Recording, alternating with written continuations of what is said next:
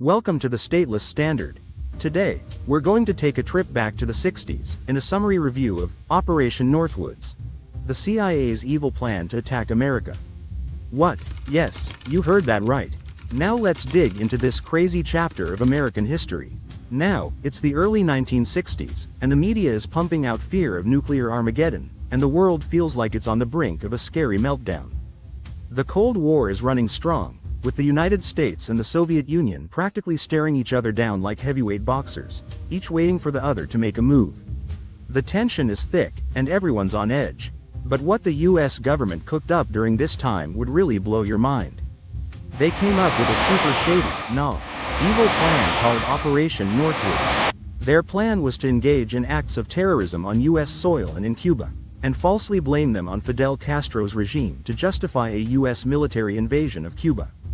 Yeah, it's as twisted as it sounds. It really shows how far some people are willing to go when they're after power. Remember, this is just after Operation Paperclip. Now, let's go back to 1959, the year Fidel Castro burst into the story. This guy's rise to power in Cuba was a game changer for the United States. Suddenly, we had a communist country a mere 90 miles off the coast of Florida. That was a big deal, and the US was sweating bullets over Cuba cozying up to the Soviet Union. Things got even messier in 1961 when the Bay of Pigs invasion flopped spectacularly. That failure really ramped up the frustration and paranoia back in Washington, and it was in this supercharged atmosphere that Operation Northwoods was hatched. So, top military brass and CIA bigwig Allen Dulles gave the thumbs up for this plan, which basically involved pulling off a bunch of fake attacks that would make it look like Cuba was the bad guy. We're talking about some nasty, ruthless stuff. Hijacking American planes and then pinning it on Cuban agents, sinking boats filled with Cuban refugees, and even attacks on American cities, then saying it was all Cuba's fault. It's like the plot of a hit spy movie, but this is real. It wasn't approved, but the deep state did plan it. We should be shocked knowing how far the federal government was willing to go. They were ready to put innocent lives on the line and mess with public opinion just to go to war with Cuba. We should be outraged. Morality? Yeah, the state doesn't let that get in its way. The CIA doesn't either. All they care about is hitting their goals, whatever it takes.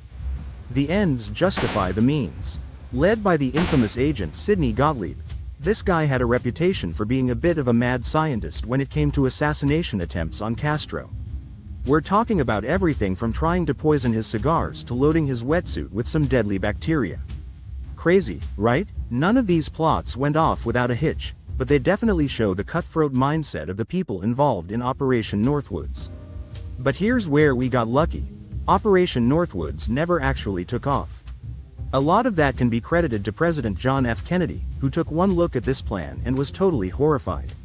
He flat out said no. Kennedy wasn't about to let this deceitful and unethical scheme go down on his watch.